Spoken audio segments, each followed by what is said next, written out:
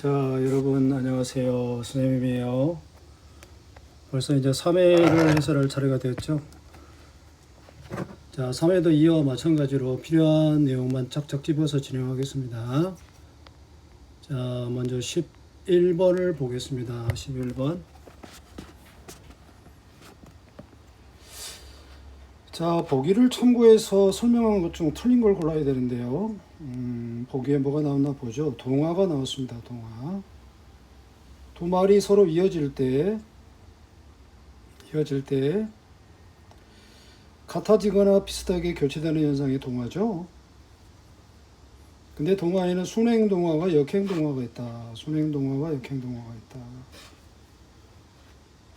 자, 순행이란 말은 앞에 있는 말 때문에 뒤에 것이 바뀌는 경우를 말하고요. 순서에 맞는 거죠.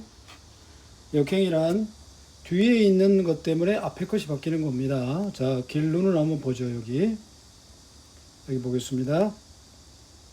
여기 앞에 있는 요 리을 때문에 뒤에 있는 요 니은이 요렇게 바뀌죠. 리을로. 쌤이 노란 형광펜으로 칠해놓은 부분 보이죠. 자, 앞에 것이 뒤에 것을 바꾸게 만들면 순행이다. 근데 이번에 역행을 보죠. 여기 난로를 보세요. 앞에 있는 요 니은이, 그죠? 뒤에 있는 요 리을 때문에 다시 리을로 바뀌어요. 그래서 리을이 되죠. 네, 유명한 유음어죠. 자, 뒤에 것 때문에 앞에 것이 바뀌기 때문에 이럴 때는 뒤에 것이 앞곡으로 앞에 것을 바꾸게 만드니까 역행이라고 합니다. 그러면 혼란 발음해 보죠. 혼란이죠. 자, 여기 니은이 요 리을로 바뀌었죠. 근데 뒤에 리을 때문이에요. 그러니까 역행 맞습니다. 쪽문을 바라보면 이렇게 되죠. 기역이 이응이 되죠. 이응이. 근데 뒤에 미음 때문이에요. 미음이 뭡니까? 유성음입니다. 유성음. 자, 유성음 세 가지.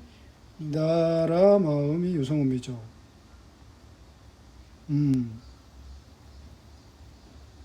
유성음이 되기도 하지만 여기서는 비음이라고 봐야 되겠네요. 비음입니다. 요 뒤에 있는 요 미음이 비음이기 때문에, 그죠? 앞에 있는 기역을 이렇게 이응으로 바꾼다는 얘기예요. 이응. 그러니까 뒤에 놈 때문에 그러니까 당연히 역행 맞죠? 이것도 역행 맞았죠? 자, 불놀이를 발음하면 결국 불놀이가 되죠. 뒤에 있는 요 노래 니은이 리을이 됐죠. 근데 앞에 리을 때문이에요. 그러니까 순행입니다. 맞죠? 네, 이번에는 흙냄새를 발음하면 이쪽에 보세요. 자, 겹받침일 때는 리을 기억 중에서 리을이 떨어지다고 기억만 살아남게 되죠. 그래서 흙이 됐는데요. 이 흙이 뒤에 있는 니은 때문에, 냄새의 니은 때문에 이게 이응으로 바뀌나 아까 똑같죠. 그러죠? 근데 니은 때문에 리을이 바뀌었으니까 뒤에 있는 니은이 앞에 걸 바꾸게 되니까 이건 순행이 아니라 이게 역행이군요. 역행입니다. 자, 요게 답이 되는 것이죠. 자, 감나가다도 마찬가지입니다. 감나가다. 네, 둘 중에 하나만 발음이 되죠. 비읍이 발음되는데 요 비읍은 뒤에 니은 때문에, 자, 니은 때문에 비읍이 미음이 되죠. 이렇게 같아지죠. 네. 그러니까 뒤에 니은 때문이에요. 뒤에 니은이 유성음이죠. 비음입니다. 그러니까 역행 맞죠. 네, 이렇게 풀이하면 되겠습니다.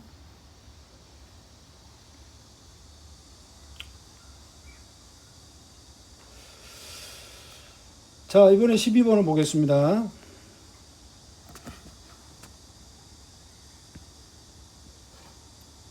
기역 니은이 품사 통용의 살이라고 그랬어요. 통용이 뭘까요? 밑에 설명해 놓겠죠? 하나의 단어가 둘 이상의 품사로, 네. 단어는 하나인데 품사가 두 개로 기능을 합니다. 자, 이럴 때는 예문을 주겠죠. 자, 밑에 가를 볼게요. 벌써 새벽이 밝아온다. 이럴 때는 동사입니다. 밝다가 동사예요. 왜냐면 밝은 상태나 모양을 말하는 게 아니라 밝아오고 있다라는 변화, 움직임을 말하는, 움직일 동사죠. 그 다음에, 그런데 그 밑에 나오는 햇살이 밝아, 이 말은 햇살이 밝다. 그래서 그 말이죠. 그래서 밝은 상태를 나타내요. 모양이나 상태를 나타내면 움직임이 아니죠. 이럴 때는 형용사죠. 그러니까 같은 밝다인데 여기서는 동사로 이렇게 쓰이고요. 여기서는 밝아서 이래가지고 형용사로 쓰이죠.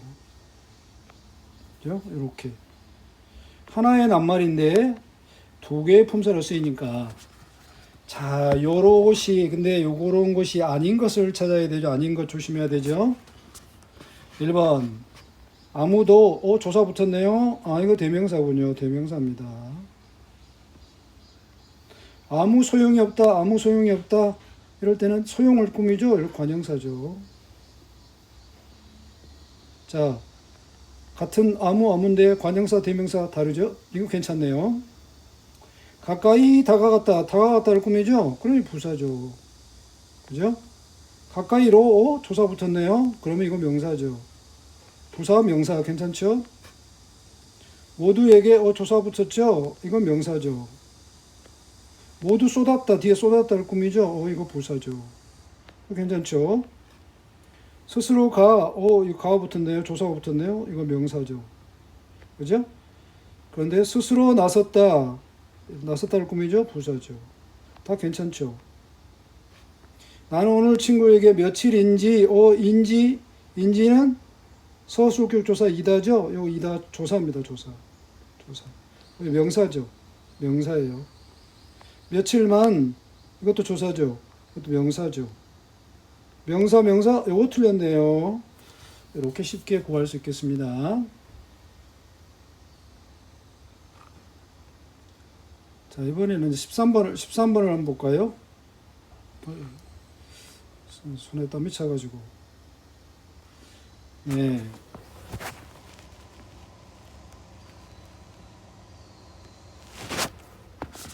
보기에 따라 표현하는 것이 옳지 못한 것 이랬는데요. 보기에 이제 포인트가 있죠. 자,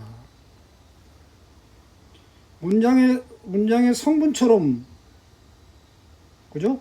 안개 들어가는 문장이 있고, 그 안긴 문장을 포함하는 문장이 있어. 그러니까 아는 문장이죠. 네. 근데 이거는 주어와 스스로의 관계를 파악하면 쉽게 이해할 수 있다라고 되어 있네요. 자, 예를 들어서 형은 가게에서 예쁜 꽃을 샀다 그러면 형은 샀다.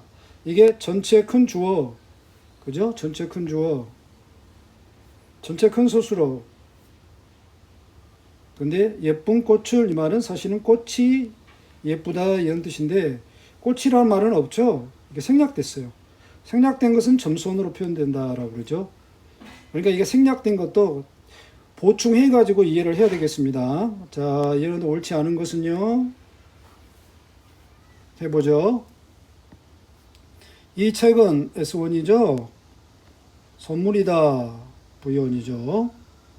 형이 나에게 주다. 그죠? S2죠. V2죠. 이거 괜찮죠? 네. 아이는 아빠와는 다르게 꽃을 좋아했다. 그러니까 아이는 S1이죠. 좋아한다. V1이죠. 다르다. 이건 V2죠. 근데 누구와 누구랑 달라요? 아이가 아빠랑 다르죠? 아이가가 나와야 되죠. 아이가. 요게 S1이죠. 근데 이것들은 이렇게 점선을 이렇게 해야 되겠죠? 점선을 이렇게 해야 됩니다. 생략돼 있잖아요. 아빠와는 요거는 요 녀석은 요거 부사입니다. 부사. 아빠와는 다르다. 요게 틀렸네요. 이게 답이네요. 자, 그 밑에 세 번째. 사람들은 태풍이 빨리 지나가기를 기다렸다. 그랬으니까. 자, 사람들은 전체 주어. 기다렸다. 전체 서술어. 태풍이, 그죠? 새끼 주어. 새끼 서술어. 지나가다. 됐죠? 그 다음에 이거 보죠. 정부에서 발표했다. 정부에서 이게 뭘까요? 이게 주어입니다. 이거 S1이 돼요. 발표하면 V1이 되죠. 왼쪽에 보면 우리말에는 주격조사로 쓰이는 것이 에서 이서도 있어요. 보통 이, 가, 깨서 이런 거죠. 그다음 때로는 보조사인 은이나 는도 주격조사로 쓰이기도 합니다. 근데 이것들이 쓰이기도 해요. 예를 들면 학교에서 이런 식으로. 그다음에 둘이서 이럴 때. 그죠? 이럴 때는 이 이서가 주격조사입니다. 괜찮죠? 그다음에 진행했다 누가? 정부에서. 이때는 주어가 서로 똑같죠? 그러니까 S2, V2 이렇게 되죠. 그 다음 초로는 문질렀다 그랬으니까 초로는 S1, 문질렀다 V1. 자, 옷에 묻은 얼룩을 이 말은 얼룩이 사실 얼룩이 생략되어 있죠. 점수는 해야 되겠죠. S2, V2. 네, 괜찮습니다. 이것도.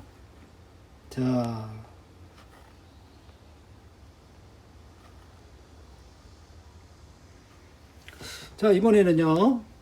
본용언과 보조용언의 띄어쓰기 원칙이 뭐냐. 네, 좀 어려운 건데요. 어렵다기보다는 되게 복잡하죠. 자, 선생님과 함께 밑줄 쳐진 부분을 한번 정리를 해보죠. 선생님이 이제 좀 눈에 알아듣기 쉽게 형용편으로 칠해놨는데요. 자, 원칙은 보조용과 본용언을 띄어쓰는 게 원칙입니다. 원칙은 띄어쓰는 거다. 띄어쓰는 게 원칙이다. 원칙은 띄어쓰는 거다. 근데 붙여 쓰는 것도 봐준다 이런 얘기예요. 괜찮다는 얘기인데 어떨 때냐? 첫 번째, 본용언과 보조용언이 어미 아로 연결될 때 잡아, 당기다 이럴 때, 먹어, 치우다 이럴 때 아, 어가 연결되어 있죠. 잡다에 아, 잡아, 당기다 이럴 때. 그 다음 두 번째, 비가 올성 씹다 요거처럼 요 예문처럼 그죠? 본용언 오다가 본용언이죠. 본용언의 관형사형 어미가 붙는 거 에다가 의존명사 본용언의 관형사형 더하기 의존명사 더하기 하다나 씹다 이런 구조일 때 자, 요게 관형사형이에요. 오리요. 그 다음에 요게 의존명사예요. 네. 이럴 때는 관형사형이 붙을 때는 반드시 띄니까요. 뒤에 요런 붙여줄 수 있다 이런 얘기입니다. 즉 의존명사와 뭐뭐 씹다라는 보조용언, 뭐뭐 하다라는 보조용언이 붙여서도 된다는 겁니다. 그런데 이때도 예외가 있다고 그랬어요. 예외가 있다 이런 거 조심해야 되는데요. 자, 어미 아나 어가 연결되면 아까 붙여서도 되고 띄어서도 된다 그랬는데 어 다음에 어미 어 다음에 뭐뭐 어지다 뭐뭐 하다 이게 오면은 그럴 때는 반드시 띄어쓰면 안 된다. 붙여쓰기만 허용 안 된다는 얘기예요. 그렇죠? 예를 든 게 바로 이겁니다. 이루어지다. 이루어지다를 네 요렇게 띄어쓰면 안 된다는 거예요. 어미 여기 있죠. 이루다에 지다가 붙었죠. 띄어쓰면 안 된다는 겁니다. 자, 띄고 지다 그러면 틀린다는 얘기예요. 그 다음 그 밑으로 내려가서 이제 세 번째 합성영혼. 합성영혼이란 뭘까요? 어간과 어간이 합해져서 만든 영혼이죠. 즉 동사 두 개, 형용사 두 개 이런 걸 말해요. 또는 명사하고 동사 합해져가지고 만든 합성영혼. 합성영혼이 본영혼으로 딱 올 때 거기에 보조영혼이 붙으면 합성영혼 더하기 보조영혼 이렇게 되면 이때는 띄어쓴다 이 말이에요. 붙여 쓰지 않는다는 거예요. 예. 그런데 이것도 예외가 있어요. 다만 앞에 합성영혼의 어간이 두 글자를 넘지 않으면 예를 들면 여기 보세요. 나가 두 글자죠. 나가가 합성입니다. 나가다의 나가다와 나다 미안 나다 들다 할 때 나고 들다 할 때 나다 가다 이렇게 합성이에요. 그러니까 어근 더하기 어근이죠. 합성영혼입니다. 이렇게 그럴 때는 나가 버렸다라고 붙여서도 되고 이것도 괜찮고 그죠? 이렇게 띄었어도 괜찮고 그런 얘기입니다. 이럴 때는 그 다음에 의존명사에다가 하다나 씹다가 붙어서 결합된 보정을 쓸 때 그런데 의존명사 뒤에 조사가 이렇게 오면은 그때는 띄었어야 됩니다. 예를 들어서 이건데요. 여기 볼까요? 모른 채를 하다 그랬어요. 그래서 의존명사가 어떤 거죠? 채가 의존명사입니다. 이게. 그죠? 그 다음에 르이 조사죠. 네, 의존명사에 조사가 이렇게 붙으면 뒤에 하다가 올 때, 그죠? 조사 다음에 뛰어야 됩니다. 그래서 이렇게 뛰고 하다 이렇게 한다. 이거 틀렸습니다. 이거 틀렸어요. 오케이. 그 다음에 끝으로 둘 이상의 보조용언이 쓰이는 경우, 본용언이 이렇게 있고 여기에 보조용언이 보조 하나, 둘 이렇게 한 개, 두 개 이렇게 보조용언이 두 개 있는 게 있어요. 이럴 때 보세요. 이럴 때는 앞에 보조용언만 부처성으로 사용한다. 자, 여기 뭐 여기서 보조용언 요거 되어가는 성 쉽다. 되어가는 성 쉽다 해서 보조용언은 뭐죠? 바로 요 놈입니다. 요 놈. 되어하고 가는 요게 보조용어예요. 그러니까 앞에 놈, 뒤에 놈, 앞에 것만 이렇게 붙였을 수 있다는 겁니다. 이해되시죠? 자, 이거 좀 복잡해서 쌤이 노트에다 한눈에 정리를 했는데요. 한번 정리를 한번 보죠. 자, 먼저 본용어과 보조용어이 딱 만나면 자, 띄어쓰는 게 원칙입니다. 그러나 붙여쓰는 것도 허용한다.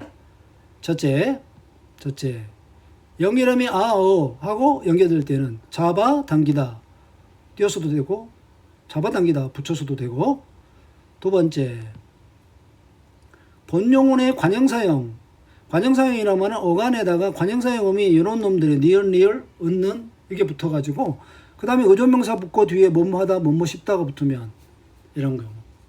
자, 여기 관형사형이죠. 성 의존명사죠. 듣 의존명사죠. 싶다 붙고 하다 이럴 때면 얘네 둘을 이 성과 의존명사하고 이거를 이렇게 붙여도 된다는 겁니다. 그 다음에 세 번째, 연결음이 어에다가 지다가 붙고 하다가 붙으면 붙였어야만 된다 그러죠. 이루어지다만 된다 그랬죠. 이루어하고 뛰면 안 된다 그랬죠. 이거 안 됩니다.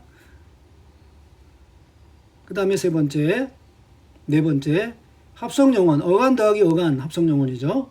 그 다음에 본용언, 합성용언이 본용언이고 뒤에 보조용언이 붙으면, 그죠? 본용언과 보조용언을 붙여 쓰지 않는다, 뛴다 그랬어요. 그래서 덤비다, 들다 합성용언이죠. 그러죠? 네. 이럴 때면 보조용언을 띄어야 됩니다. 반드시. 이렇게 붙이면 안 된다는 겁니다. 이게.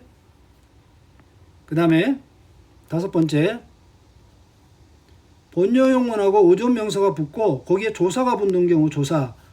그럴 때는 조사 바로 뒤에를 꼭 띄어야 한다 그랬죠. 그래서 모르는 띄고 채가 의존명사니까 조사니까 이렇게 쓴다. 그 다음에 마지막에 본여용언하고 보조용언이 두 개 붙을 경우, 자, 앞에 보조용언만 이렇게 붙일 수 있다 그랬죠. 이렇게 정리할 수 있겠습니다. 자, 그러면요, 문제를 한번 풀어보죠. 14번. 자, 가가 요겁니다. 본용언의 관형사형, 올성 쉽다 할 때 올이죠. 네, 올. 그죠? 의존명사 성 쉽다 이렇게 붙는 경우, 이렇게 하는 경우. 자, 올 띄고 성 쉽다를 붙여서 된다 그랬죠? 그래, 이렇게 따져야 됩니다. 자, 일단 관형사형인가 보세요. 노칠, 관형사형, 리을, 조을, 아는, 먹질, 내릴 전부 다 관형사형이네요. 그 다음에 이제 의존명사 이제 발죠. 뻔, 법, 척, 듣, 다 의존명사인데 못이 의존명사 아닙니다. 못은 뭐죠? 못하다, 잘하다, 그죠? 아주 많다, 매우, 몹시, 그죠? 네, 이런 것들, 참, 이런 것들 다 부사입니다. 부사예요. 부사예요. 네. 그래서 이게 틀렸네요. 오케이. 자, 이번에는 그 아래 15번을 보죠. 네. 윗글을 바탕으로 여기 기역, 니은, 디귿을 미음에 대해 설명한 게 잘못된 거 찾는 거죠. 자, 1번부터 보죠. 이렇게 올 듯도 싶다 이렇게 붙이면 될까요? 안 되죠. 영혼의 관용사는 떼야 되죠. 붙였으면 안 된다. 괜찮죠? 네. 그다음에 늦춰지다는 뭐뭐어지다가 붙었죠. 지다에 졌다에 지었다가 졌다죠. 그러니까 여기에 지어다가 붙었잖아요. 그런 경우는 띄었으면 안 된다 그랬죠. 다 붙였어야 돼. 이루어지다. 그러니까 그것도 괜찮네요. 네, 이런 식으로 찾는 겁니다. 집어넣어 뭡니까? 집어넣어 두었다. 붙였으면 안 되죠. 왜? 여기가 합성용언이니까요. 붙였으면 안 된다. 자, 설명 잘했죠? 손대에 보았다. 이거 합성용언이죠. 손하고 대다하고 합성입니다. 이건 명사고 이건 동사고 합성인데도 그럼 띄어야 되는데 아까 뭐랬습니까? 예외가 있었죠. 예외. 두음절 두 글자 이하는 붙여도 괜찮다. 붙였으면 안 된다? 붙였어도 된다. 이거 틀렸네요. 이게 답이네요. 기억해 둘만하다. 여기 오전명사고 뒤에 조사가 붙었네요. 만이라는. 그럼 뛴다 그랬죠. 그렇죠? 붙였으면 안 된다. 맞죠? 네, 문제를 좀 꼬아놨지만 어려운 내용은 아니었습니다.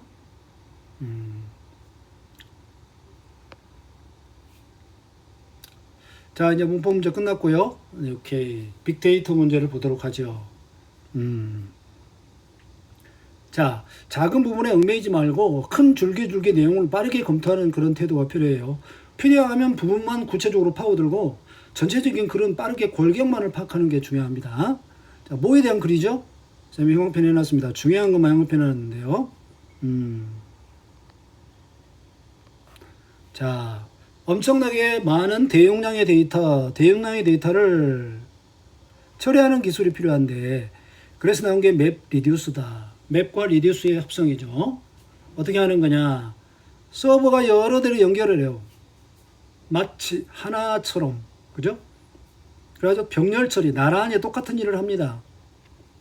1000개의 낱말을 검색한다. 그러면 한 100개, 서버 한 10개 갖다 놓고 100개씩 탁 나누어서 처리한다는 시간이 조작되겠죠? 그래서 시간을 크게 줄일 수 있다. 자, 검색 엔진, 검색 빨라야 좋죠. 그 다음에 데이터를, 그러려면 그 많은 데이터를 쪼개야 되겠죠. 그래가지고 여러 개 서버로 보내야 됩니다. 그걸 분산시켜야 돼요. 그죠? 그래서 중요한 개념이 나옵니다. 개념이 나오면 얼른 개념을 정확하게 이해해야 됩니다. 매핑이라는 개념이 나왔어요. 매핑이란, 자, 쪼개진 데이터를 각 서버에서 처리하는 것이 매핑입니다. 그죠? 쪼개진 데이터를 각 서버에서 처리하는 게 매핑이다. 그 다음에 리듀싱은 뭐죠? 그 처리한 결과값을 다시 리듀스 태스크라는 것으로 모아가지고 그거를 종합하는 게 리듀싱이다. 근데 이런 일이 진행될 때 몇 단계를 거친다? 4단계를 거친다. 첫째, 쪼개고, 그 다음에 거기다 레코드를 만들고, 레코드를 다시 합성하고, 마지막에 또 최종 결과값을 뽑아내고, 이런 과정이죠. 그래서 4개의 과정을 거친다. 그러니까 4개의 과정을 그 다음에는 부분적으로 자세하게 설명하는 부분이 나오죠. 이런 부분은 좀 빨리빨리 갈 수 있습니다. 첫째, 분할이란 일정한 크기로 나누어서 각 서버에 배포하는 게 분할이다. 그 다음에 이제 분할된 데이터는 매핑을 하죠. 할 때는 키값, 가로 꺾고 키하고 값을 넣어주는 레코드를 만든다. 레코드는요, 그 작은 데이터들이 모여가지고 하나로 이렇게 코드가 되면 레코드가 되는 겁니다. 자, 데이터보다 더 큰 단위가 레코드예요. 그러면, 자, 여기 얘가 보이네요. The lion ate the cow 그랬으면요. 여기 보시죠. 그랬으면, 그죠? 요렇게, 가로 열고, 더 키값, 라이언이 한 번이니까 1, 이런 식으로. 더가 한 번이니까 1, 라이언 1, 에이트 1, 더 1, 이렇게. 요게 지금 매핑입니다. 그 다음에 셔플링 작업은 뭐냐는 얘기냐. 키가 같은 값을 모으는 거예요. 자, 여기 더, 한 번 더 있고, 2번이 있죠? 그러니까 요걸 이렇게 하는 겁니다. 요렇게. 여기 더가 있고, 더 한 번, 더 2번, 만약에 3번이면 1을 하나 더 쓰겠죠? 이런 식으로. 이게 셔플링이에요. 그래서 병합하여 새로운 레코드를 만드는 게 셔플링이다. 그러니까 셔플링을 하게 되면 데이터가 줄어들게 되죠.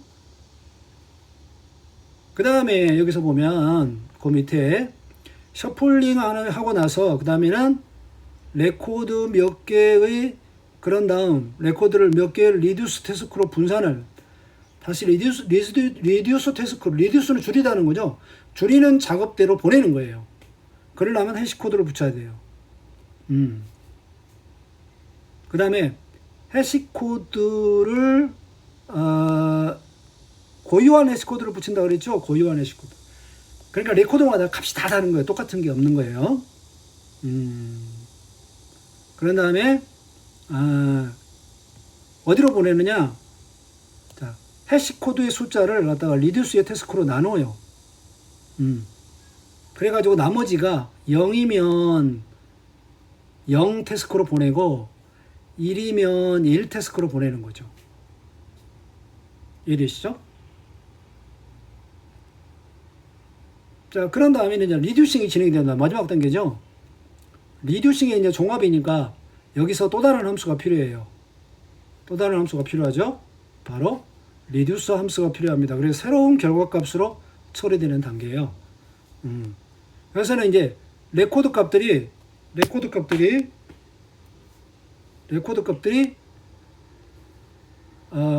합해지게 돼요.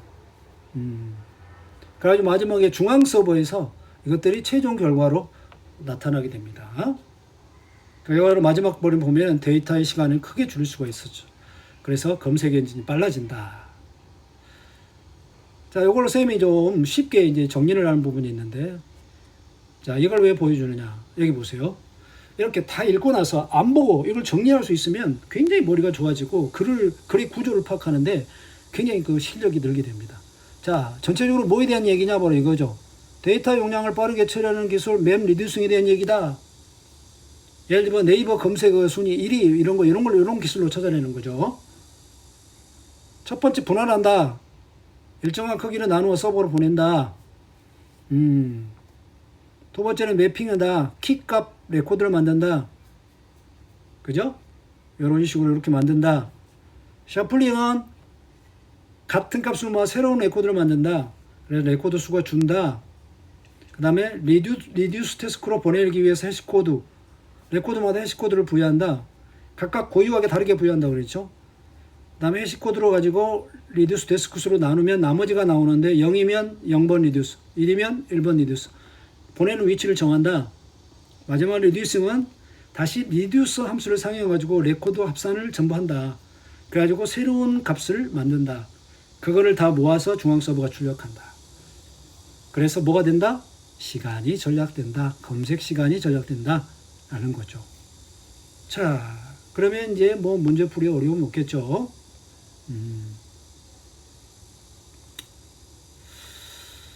자, 16번. 어렵지 않은데요. 일치하지 않는 거죠. 1번. 셔플링 거치면 줄어들죠. 증가한다고 틀렸죠. 2번. 매핑을 거치고 나면 키 종류에 따라 블록이 만들어져 분산된다. 아니죠. 이미 분산돼가지고 레코드 값을 만들죠. 그게 매핑이죠. 틀렸고요. 3번 맵 리듀스는 여러 대의 서버가 하나의 시스템을 적정하죠. 맞죠? 여러 대의 서버가 하나의 시스템. 이거 맞죠? 이거 맞습니다. 네. 그 다음에 4번 맵 리듀스 작업을 하려면 분산되어 있는 데이터를 병합하는 과정이 먼저 해야 된다. 병합은 나중에 셔플링과 리듀싱 때 하죠. 틀렸죠. 5번도 틀렸죠? 네, 바로 해시코드에서 리듀스 데스크 위치를 나누어서 그 나머지가 0이면 이쪽으로, 1이면 이쪽으로 이거죠? 네, 틀렸습니다. 자, 17번이 조금 어려운데요.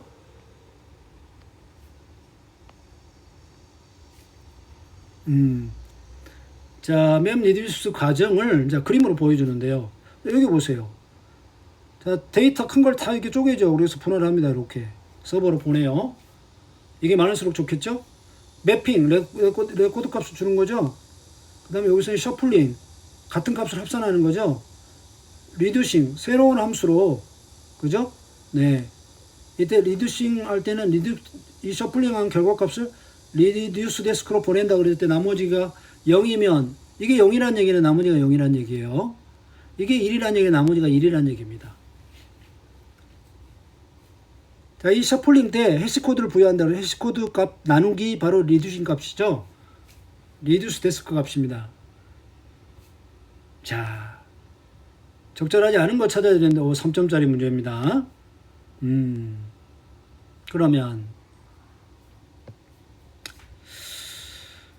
1번은 어디가 틀렸나 보죠. 틀린 게 아니라 1번은 맞는 거죠. 셔플링이 진행되면 새로운 레코드가 당연히 만들어지죠. 맞죠? 두 번째, 셔플링이 진행되면 자, 레드의 키가 가장 많다? 가장 많으니까 가장 많이 줄어들겠죠. 레드가 몇 개입니까, 여기? 하나, 둘, 세 개나 되죠. 세 개 된 거 없죠, 나머지. 블루도 2개뿐이고요. 네. 블랙도 2개뿐이죠. 3번은요. 다를 보면 다는 리듀싱이죠. 나 셔플링에서 블루2에 부여된 해시코드가 짝수임을 알 수 있군. 자, 블루2가 여기 있다는 얘기는 나머지가 여기라는 얘기니까 짝수 맞죠? 2로 나누니까요. 맞네요. 리듀스 데스크가 2개니까 2로 나눠야죠. 네, 이거 맞네요. 4번은요. 다를 보면 키가 그린인 레코드와 키가 핑크인 레코드에서 동일한 해시코드 부여? 동일한데 고유한 해시코드는 각각 달라지는데 너무나 답이 쉽게 보입니다.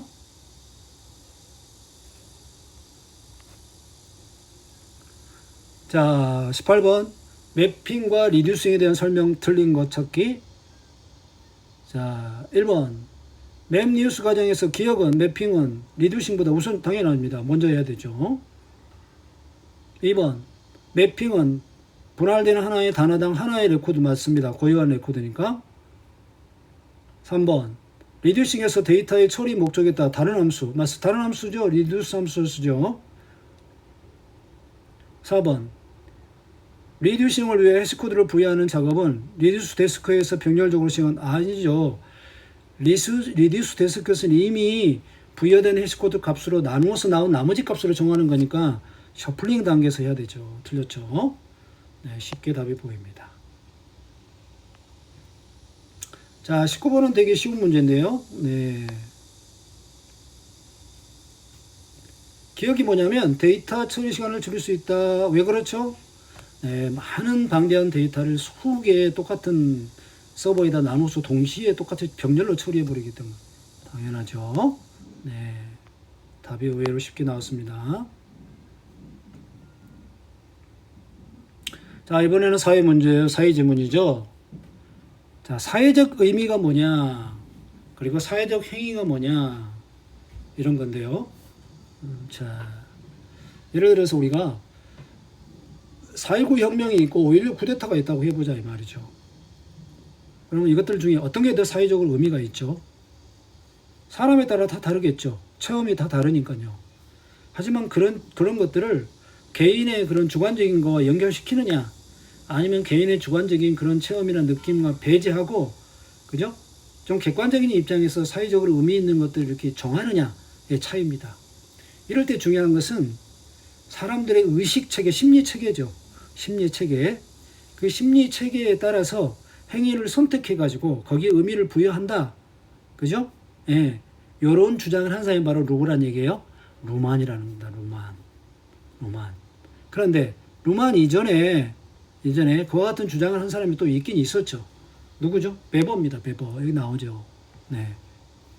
그래서 이런 경우에는 거의 두 사람이 비교되고 있기 때문에 베버의 주장과 루만의 주장을 비교하는 문제가 꼭 나오게 돼 있어요. 뒤에는 그런 문제가 나오죠. 네. 베버는 어떤 행위라고 하는 것은 자신의 관점에서 의도적으로 행한 거다. 그러니까 되게 주관적인 거다. 이렇게 말하고 있어요. 그 다음에 주관적이라 할지라도 상대방에 의해서 이해가 되는 활동이어야 된다. 그죠? 그래서 객관적인 의미하고는 좀 구분지어야 한다. 그죠? 네.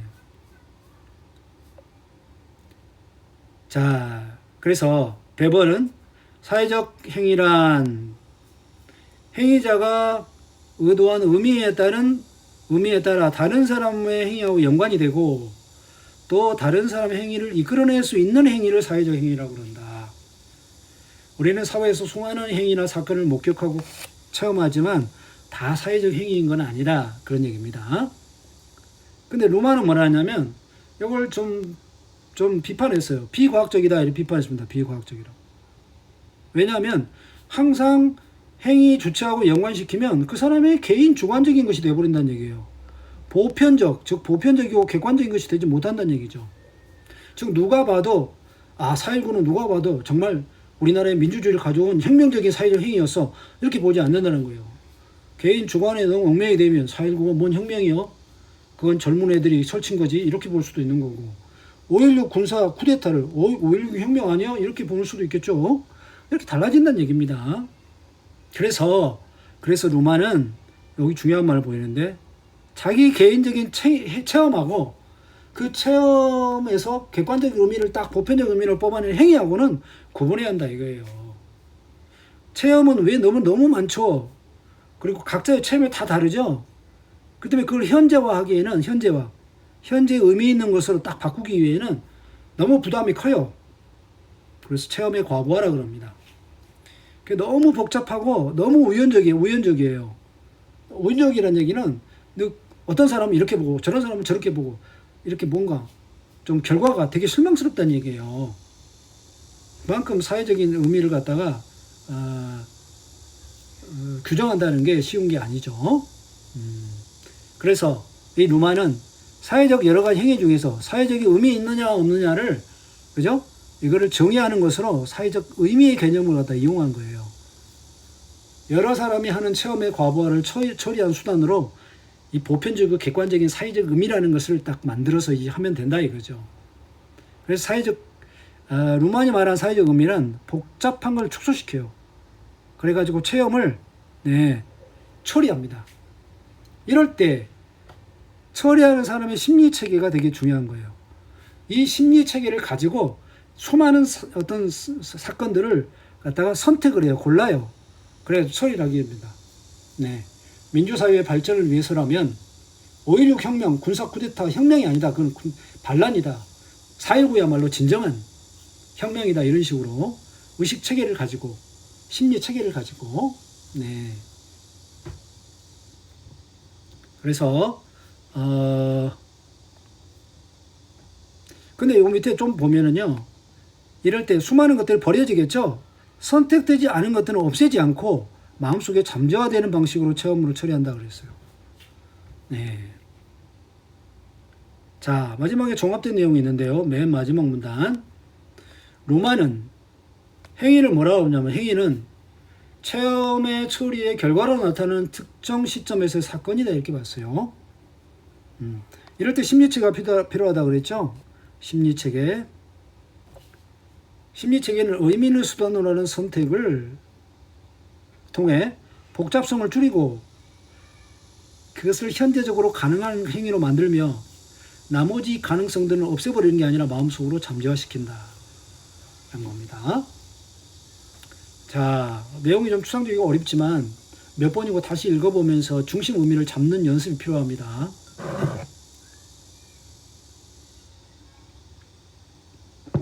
20번은 쉽습니다. 1번은 사실 루만의 주장이 아니라 베보의 주장입니다. 이건 넘어가겠습니다.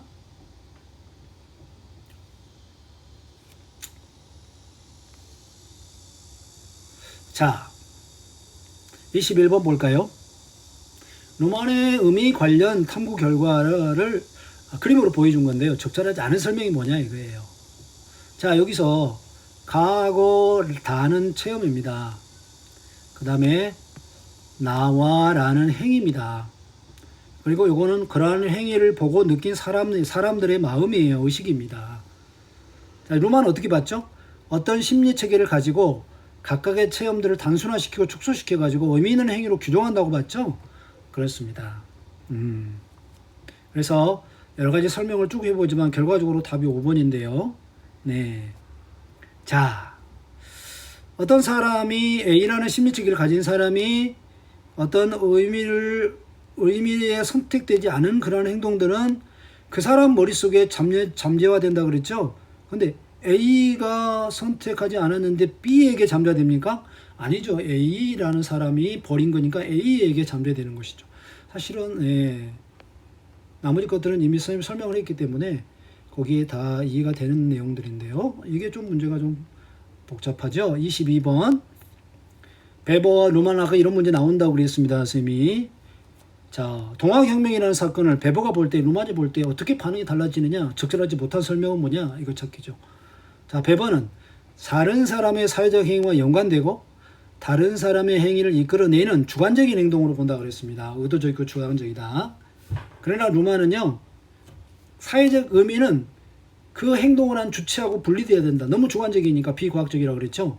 그래서 누가 봐도 객관적인 보편적 의미를 다룰 수 있어야 되며, 체험하고 그 체험을 사회적 행위로 보는 행위하고는 다르다 그랬죠. 그 다음에 그 체험을 하는 심리체계를 통해서 체험이 서로 선택되고 그 심리체계에 의해서 그 체험을 다르게 소화하게 된다 이랬습니다. 자, 동학 농민운동이 일어났는데, 그죠? 오히려, 그죠? 관아에서는 오히려 농민을 탄압했죠. 그래서 농민전쟁으로 확대됐다. 그러니까 정부가 이제 감당이 안 되니까 청나라하고 일본에게 파병했는데, 이 동학군들은 외세가 개입하는 구실을 주지 않게 해서 즉 화해의 조약을 맺고 일단 후퇴를 했죠. 근데 일본이 배신을 했죠. 네. 그래서 또다시 2차 봉기가 일어났는데, 결과적으로 광군과 일본군의 연합군에서 마지막까지 싸우다가 모두 다 전사하는 그런 것이죠. 사회적으로 굉장히 의미 있는 행동이죠. 네. 그런데 결과는 실패했지만 의미가 있죠. 네. 백성들이 부도덕한 정부, 정의롭지 못한 그러한 사회에 대해서 저항하고 그 사회를 개혁하라는 그런 운동이었죠. 의미 있는 역사적 운동입니다. 그래서 이거를 보는 사람에 따라서 체험은 다르겠지만, 루마니 볼 때는 이거는 사회적으로 의미 있는 행위야라고 말하겠죠. 네, 읽어보면 5번이 틀려 있습니다. 자, 5번이 좀 말이 길지만 어렵진 않은데요.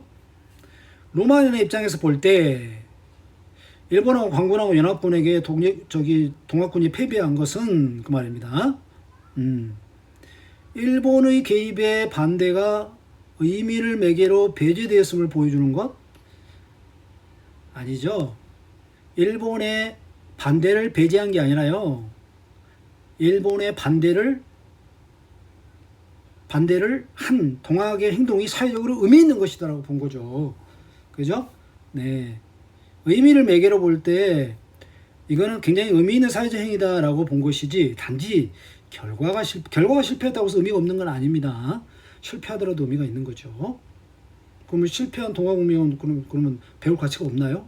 그건 아니지 않습니까? 자, 이번에 23번이 좀 재밌는 문제인데, 초점 간단했어요. 루만의 이론을 바탕으로 하라는 조건을 달았습니다. 근데 보기에 대해서 학생들이 반응하는 거지 잘못된 반응이 뭐냐 이거예요. 자, 갑과 을이 시험 끝나고 영화 보러 갔습니다. 근데 영화가 남녀 주인공이 이별하는 장면이에요. 갑이 막 펑펑 울었어요. 그러니까 을은요, 그런 갑을 위로하면서 손을 잡아줍니다. 근데 앞좌석의 남자는 그냥, 관객은 그냥 졸고 있죠. 이런 경우. 네. 자, 탑이 왜 4번인가 궁금하죠? 여기서요, 사회적으로 의미 있는 행동이란, 갑에게 의미 있는 사회적 의미 있는 행위는 남녀 주인공이 이별하는 그 장면, 영화의 내용이에요. 그렇지만 을은요, 영화의 내용에 더 의미가 있는 게 아니고, 그렇게 눈물을 흘리는 갑을 보고 마음이 아픈 게, 이게 의미가 있는 거예요. 그래서 손을 잡아주는. 그렇죠? 네. 그래서 선생님이 여기 써놓은 것처럼 갑은 영화의 이별 장면에 집중하지만 을은 갑의 눈물에 집중하는 거예요. 앞좌석은 아예 저렇다, 이별은 의미가 없어 라고 보는 거죠. 그러니까 졸겠죠. 네. 그래서 여기서 갑을 모두에게, 그렇죠, 의미를 통해 축소되어 선택된 게 아니고 갑에게만, 이별하는 장면이니까 이별할 장면은 갑에게만 의미가 있는 겁니다. 이거 차이가 있어요. 자, 이번엔 루소의 사회계약설. 자, 루소의 사회계약설이 이제 유명한데요. 루소는 자유, 구속 함께 있을 수 있다. 그래서 우리는 구속을 없애고 우리의 자유를 보장받으려면 좀 더 우리가 바라는 좋은 정치 체제가 있어야 된다. 그러려면 우리가 계약을 맺어가지고 공동체를 만들어야 되는데 그 공동체에다가 그죠? 예, 그 공동체에다가 나의 모든 것을 맡겨야 된다. 이럴 때는 자유의지에 의해서 해야 된다 그랬어요. 그래서 그 공동체가 곧 나의 자유와 그죠? 나의 재산을 지켜주는 거죠. 나의 신체와 재산을 지켜주는 것이죠. 라고 계약을 맺은 겁니다. 근데 조건이 있어요. 자, 사회계약은 일반 의지의 지도에 따라 이루어지는 일반 의지와 그죠? 예, 여기서 특수 의지와 전체 의지를 분명히 구분해야 됩니다. 일반 의지는요, 공동의 이익을 추구하는 의지입니다. 그죠? 네. 특수 의지는요, 특수하게 개인의 사적인 이익을 추구하는 의지죠. 전체 의지는요, 그러한 특수 의지들의 단순한 통합이에요, 통합. 그죠? 그래서 전체 의지가 일반 의지는 아닌 겁니다. 이렇게 전체 의지는 나쁜 방향으로 흘러갈 수 있지만 일반 의지는 어디까지나 공동체가 이기게 되는 방향으로 흘러가요. 네. 그래서 그 밑에 봅니다. 일반 의지는 공동이익을 지향으로 항상 옳아요. 반면에 전체 의지는 때에 따라서는 정당성이 보장이 안 될 수가 있습니다. 자기들끼리 똘똘 뭉쳐가지고 국민의 한 3분의 2가 나쁜 정치 체제로 옹호하면 그게 마치 일반 의지인 것처럼 되어버리지만, 그죠? 네, 아닌 것이죠. 정당성이 약하죠. 그런데 그 밑에 보세요. 계약 당사자들이 일반 의지에 따르지 않고 특수 의지를 내세워가지고 네, 사회 계약을 위반해버리면 사회가 위기에 빠지게 됩니다. 이거를 막기 위해서는 공동체의 이익을 지키기 위한 법이 필요하다 그랬어요. 이때 법은 누가 만들어야 되느냐? 유능한 입법자를 뽑아서 그 사람이 만들고요. 이 법을 제정한 다음에 그 다음에 그 법을 집행할 좋은 정부를 만들어야 됩니다. 그 다음에 법을 만들고 나서는 입법자는 그 자리에서 물러나야 됩니다. 그죠? 또 하나는 국민들이 그 법을 잘 만드는 법을 잘 지켜야 됩니다. 그렇지 않으면 의미가 없죠. 예. 그리고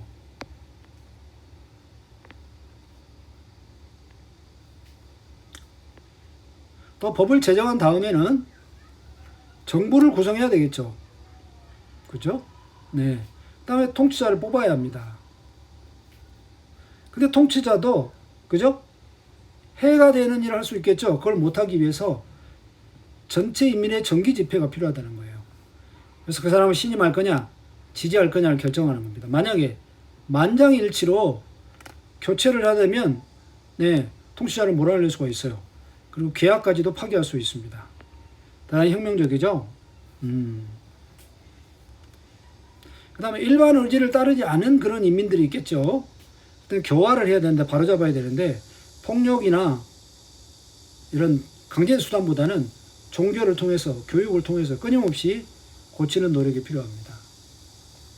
하지만 이것은 오늘날처럼 복잡하고 큰 현대사에서는 좀 실행하기 좀 어렵죠. 그래서 아주 작은 국가, 그래서 아테네처럼 직접민주주의, 이것에 어울리는 것이긴 하지만 그 이념만은 현대 민주주의에 큰 영향을 미쳤죠. 네. 25번은 간단하니까 넘어갑니다.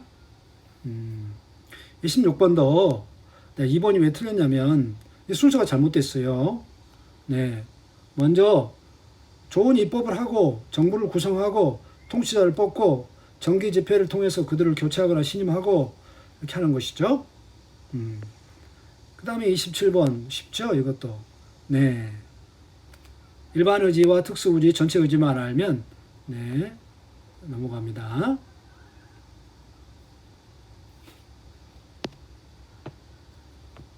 자, 하나의 사례가 나타나죠. A 나라에 B 나라에서 온 놈들이 들어와가지고 A국 원래 통치자를 불신임 처리해버리고 자기들이 만장일치로 새로운 통치자로 추대가 됐어요. 근데 이놈들이 자기 지역 출신만 우대하면서 불만이 생기니까 교체하자는 의견, 그런데 말을 듣지 않고 내려놓지 않았죠. 그래서 일부 인민들이 폭동을 일으켰네요, 보니까. 이건 안 되죠. 로스의 입장에서는. 왜냐면 만장일치로 가결된 게 아니니까요. 네. 이런 것을 루소 입장에 설명을 해볼 때 2번은 좀 이상합니다. 자, 누구도 인민에 의해서 군림해서 안 된다. 그 얘기가 곧 경제적, 문화적 수준을 높여놓은 후에 그 사람 물러나야 된다? 그 얘기는 아니죠. 그 얘기는 아닙니다. 신임을 받으면 다시 할 수 있는 겁니다. 이렇게. 홉스와 루소의 차이, 네, 읽어보시면 그렇게 어려운 건 아니고요. 넘어갑니다. 자, 유연전. 스토리가 꽤 복잡한데요. 이 사건이 막 앞뒤로 얽혀있기 때문에 소설을 보면서 얼른 무엇에 대한 사건이지?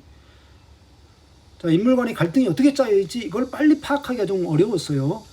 예. 그래서 쌤이 밑에다 정리를 해놨는데요. 보겠습니다. 한번. 자, 유연이 바로 이 사람인데요. 유연. 억울하게 죽었죠. 둘째 아들입니다. 아버지 유씨가 있었고 큰아들이 있었는데 얘가 유유죠. 아내가 백씨예요. 근데 자식이 없습니다. 옛날에 자식이 없으면 아내가 소박당했죠. 그죠? 근데 아버지가 이 아들을 미워해요. 왜? 자식 못 난다고 아내를 내쫓았다고 미움을 받습니다. 그래서 유유가 가출해 버려요. 평안도로. 예. 자, 자식도 없는데 가출을 해서 안 돌아오니까 이제 아버지가 죽기 전에 유산을 누구한테 줘요? 큰아들한테 주고, 아니면 자식이 있으면 손주한테 줘야 되는데 결국 얘한테 다 돌아가겠죠. 둘째 아들한테. 근데 둘째 아들은 굉장히 인품이 좋고 착하고 멋진 아들이었어요. 예. 근데 꼭 주변 놈들이 있죠. 바로 이놈들입니다. 네, 이놈들. 예, 누나의 남편 이지라는 놈. 그 다음에 사촌 누나의 남편 심용이라는 놈. 이놈들이 꼬드기예요. 누구를 꼬드깁니까? 유유의 아내 백씨를 꼬드깁니다. 당신 말이야, 남편도 도망가 버리고 말이지, 자식도 없고 저 시동생한테 재산 다 삐게 생겼어. 이러니까, 야, 우리 결탁해가지고 우리 유유가 돌아온 것처럼 꾸미자. 그래서 최영기라는 놈을 이렇게, 제가 유유인데요 뭐 이런 거야. 근데 결국 가짜로 들통이 났죠. 그죠? 예, 가짜로 들통이 났습니다. 그래서 자기 아내와 함께 도망가 버렸죠. 네. 그랬다. 그 다음에 그러고 나니까 이 백씨가 이번에 유연을 고발을 해요. 또다시 고발을 합니다. 뭐라고? 이놈이 자기 남편 재산 먹으려고 죽였다. 그죠? 그래서 모함을 해서 고발을 하니까 이게 이제 잡아다가 유연을 고문하다 죽여요. 그러니까 유연의 아내 이 씨는요 엄청 억울하죠. 그래서 남편이 이제 억울하다고, 죽음 억울하다는 호소를 한 거예요. 그러다 시간이 흘러 진짜 유유가 나타납니다. 이제 그래가지고 집안에 내려가 아버지 자세하게 설명을 하니까 진짜가 맞구나. 그래가지고 백씨, 그죠? 예, 이놈, 그 다음에 이 녀석들 모두 다 악의 쓰레기 처벌을 받게 된다는 내용이에요. 이해되시죠? 네, 송사가 이제 여러 번 나오는데요. 꽤나 복잡하죠? 1차 송사, 2차 송사 구분할 수 있겠죠? 오케이.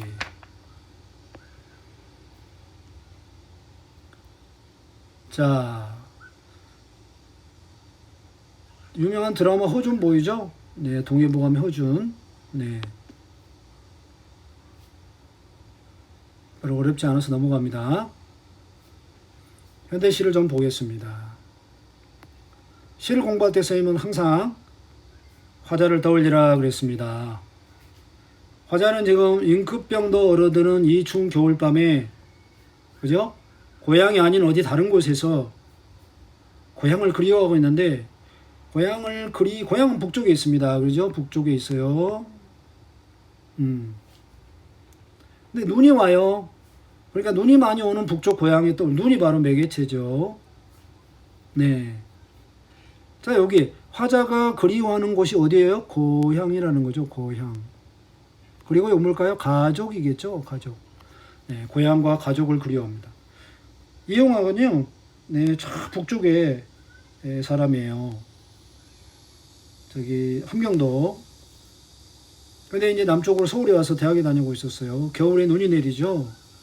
네. 밤에 잠을 깨가지고 한방 눈 쏟아져 내리는가. 백무선 철길이죠. 네.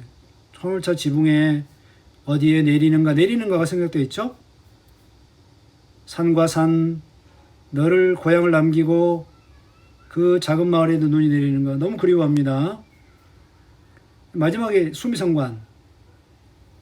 네, 그대로 반복하고 있죠. 구조적 안정감 느껴지고 그리움이 더 심화되죠. 자, 이번엔 명암리. 무슨 이거 시입니까 뭡니까? 이거 현대시입니다. 네, 산문시죠. 네, 행과 연의 구분이 없는 게 특징이 딱 시각적으로 특징이 보이는데요. 왜 그랬었겠어? 왜 그랬겠어? 요겁니다. 요거.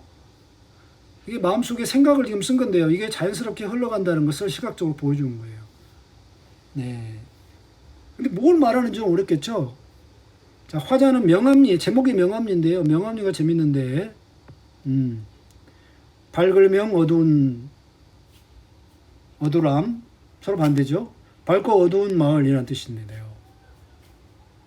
자, 그러면 밝고 어두운 곳이 무엇이었더라? 명암리에 머무는 나의 눈길이요. 자, 빛만이 아니다 이 말에 딱 보이죠? 빛만이 밝고 어두운 게 아니다. 그 다음이 중요합니다. 내 안에, 내 마음속 안에 샛길들이 있고 뒷길들이 있어요. 앞에 길만 있는 게 아니고 자기 마음을 들여다보고 있네요. 마음의 구석. 근데 그 길은 모르고요. 또 새로워요. 모를수록 새롭고요. 또 새로워서 낯섭니다. 내 마음만 그런 게 아니라 바람 소리도 그렇고 물 소리도 그래요. 네. 근데 여기 나는 나의 생의 명암을 다시 비춘다 그랬어요. 그러니까 내가 내 마음속에 좋았던 일, 안 좋았던 일을, 그죠? 다 들여다보고 있는 겁니다. 차분하게.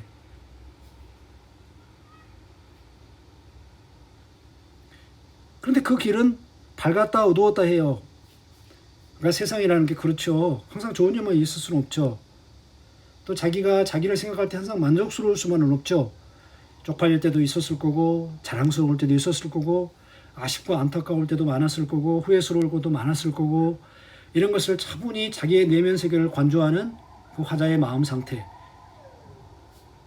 그래서 명암리라는 마을에서 자신의 내부의 명암을 들여다보는 화자의 심리 상태를 지금 보고해주고 있는 거예요. 이와 같이 우리는 언제나 알 수 없는 길 속에서 때로는 헤어지고 때로는 만나기도 한다 그런 얘기죠. 삶이란 그런 것이다. 좋을 수만도 없다. 또 한없이 슬픔만 있는 것도 아니다. 슬플 수도 있고 좋을 수도 있고 우리는 그때그때 우리 마음을 추스리면서 살아가는 거야. 그게 인생이 아니냐. 이런 얘기를 하고 그거를 어디에서 명암리에서 풀어놓는다 그러죠. 이 말은 명암리에 와서 그걸 깨달았다 그런 얘기예요. 그러니까 보니까 화자는 좀 인생에서 나이가 좀 지긋한 중년 즈음에 다시 인생을 돌아다 보면서 명암리라는 곳에서 새롭게 마음을 추스르는 그런 어떤 그 느낌을 노래한 게 아닐까. 자, 이번에 고전시가 가사, 노항사, 박일로 유명한 조선 후기의 가사 문학의 대가죠. 조선 전기에 정철이 있다면 후기에 노계가 있죠. 노항사, 노항이라는 말은 논어에 나오는 말입니다. 노추하고 가난한 거리란 뜻이에요. 가난한 곳에서 거기서 살지만 숭고한 뜻, 학문의 뜻 이런 것을 잃지 않아요. 순수함을 잃지 않고 살아가는 그것이 바로 노항입니다. 그러니까 선비가 어려운 상황에 놓여 있을 때 그걸 노항에 있다 그러는 거예요. 그래도 숭고한 뜻을 잃지 않는 거. 자, 선비가 지금 어디 간 겁니까? 시골에 농사지로 간 거예요. 근데 선비가 농사를 잘 지을 수 없죠. 네. 임진왜란을 끝나고 나서 이 사람이 원래 그 군인이었는데 다 버리고 어떤 그 시골 가리에 와서 농사 짓고 살겠다 갔습니다. 그러니까 농사에서는 초보죠. 농사 질 때 제일 뭐가 필요합니까? 논에다가 벼를 이제 심어야 되는데, 벼를 넣으면 물을 대가지고 네, 쟁기질을 해야 돼요. 그래서 그걸 한번 착 고른 다음에 거기다 모내기를 해야지 무슨 벼를 얻어가지고 먹고 살죠. 한기태심, 한 가뭄이죠. 심하다. 그래서 논에다가 잠깐 갠 열비, 지나가는 비가 잠깐 갰어요. 그래서 도성 무원수, 물이죠. 네, 물을 대놔요. 논에다 물을 대야 쟁기질이 됩니다.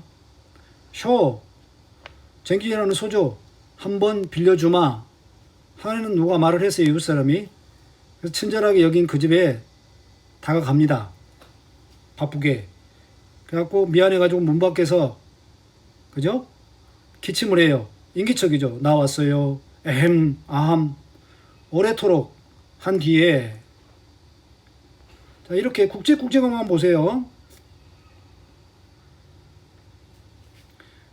누신고 난데요. 그죠? 어찌와 계세요? 구차하지만 소 없는 가난한 집에 해엄은 걱정입니다. 생각이죠. 소가 없으면 쟁기질 못하죠.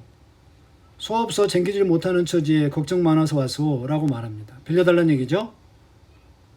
공안이나 값이나 공짜로나 값을 치고서나 빌려줄 수도 있지만은 그 집 주인이 하는 말이에요. 어젯밤에 건넌 집 저 사람이 수기친 꿩이죠. 꿩고기가 맛있습니다. 옥지읍, 옥고술 같은 기름방울이 톡톡 튀게끔 맛있게 구워가지고 좋은 술이죠. 취하도록 자기를 권했네요. 이 사람도 소 빌려달라고 이제 뇌물 매겼네요. 그 사람한테 은혜를 받고 안 갚으면 안 되겠죠. 그래서 언약, 약속입니다. 말로 한 약속을 했거든. 실약, 약속을 안 지키는 거. 미편, 마음이 편치 않으니 사정이 어려워요. 이렇게 말합니다. 실이 정말 그렇다면 어쩔고 할 수 없지요. 자, 이 부분 헌 먼덕이 모자예요. 헌 모자를 숙여 쓰고 측은 이 신발을 잡아주는 이 굵은 테두리입니다. 그 집순이 까져버려요. 신으면. 그걸 집신 신고 설핏설핏 물러나오니 품체 몸집이 작은 그 모습에 그 집에 개만 짖을 뿐이로다. 그죠? 좀 안 됐죠, 처지가. 북쪽 창가를 비스듬하게 앉아 3배, 그죠? 잠을 못 잡니다. 기다리니. 대승, 밭가라라 농가라라고 우러대는 새입니다. 농부들이 일하면서 부르는 흥겨운 민속 노래. 내 한을 도둔하다. 자, 여기서 대승이라는 농가는 한을 부추기는 소재로 사용되고 있죠. 평소에는 이 농부들의 노래가 즐겁게 들리는데 지금 흥이 없이 들린다. 세상 물정 모르는 자기 자신에 대한 한숨. 역시 나는 너무 세상 물정을 몰라. 계속 한숨만 쉬죠. 소비는 쟁기입니다. 쟁기. 볕보님도 좋으시고 이 말은 쟁기의 보습이 착 깨져 있는데 밑에 쇠죠. 그 모습이 참 좋기도 하다. 쟁기만 좋죠. 소가 없죠. 묵은 밭도 쉽게 갈 수 있지만 허당 반벽, 벽의 중간쯤에 쓸데가 없이 걸렸구나. 봄가리 거의 끝났다. 다 던져주자. 원래 이 사람이 선비였죠. 내가 원래 꿈꾸던 자연에서의 꿈, 여유, 그걸 꾸은 지 오래더니 구복이 위로하여 배와 입이죠. 먹고 사는 거, 위로 먹고 사는 게 짐이 돼서 어집어 잠깐 동안 잊어버렸구나. 내가 원래 선비고 강호의 꿈이 있었는데 잊어버렸구나. 천피위원이 중국 말에 나오는 건데 저 물가에 그런 뜻입니다. 녹죽, 푸른 대나무가 많으니까 유비 군자들이여, 선비들이여, 낚싯대 하나 빌려주시오. 갈대꽃 깊은 곳에 밝은 달과 맑은 바람에 벗이 되고 싶다. 주인이 없는 저 자연에 저절로 늙고 싶다. 욕심 없는 흰 갈매기를 오라고 하며 가라고 하겠느냐. 다툴 사람, 경치를 서로 보려고 다툴 사람이 없으니까 다만 이 즐거움을 누릴 수 있는 건 이것뿐인가 하노라. 자, 결국 어땠습니까? 누추하고 어려운 곳에서 농사 짓고 살려고 했지만 농사도 제대로 못 짓고 그렇지만 원래 애초에 꿈꿨던 그 누추한 곳의 누항에서 강호의 꿈을 버리지 않았죠. 은근히 자기 자랑하고 있어요. 자, 수고하셨습니다. 나머지 문제들은 번역이 되면 다 해결될 수 있습니다. 자, 내일도 더 열심히 하는 하루가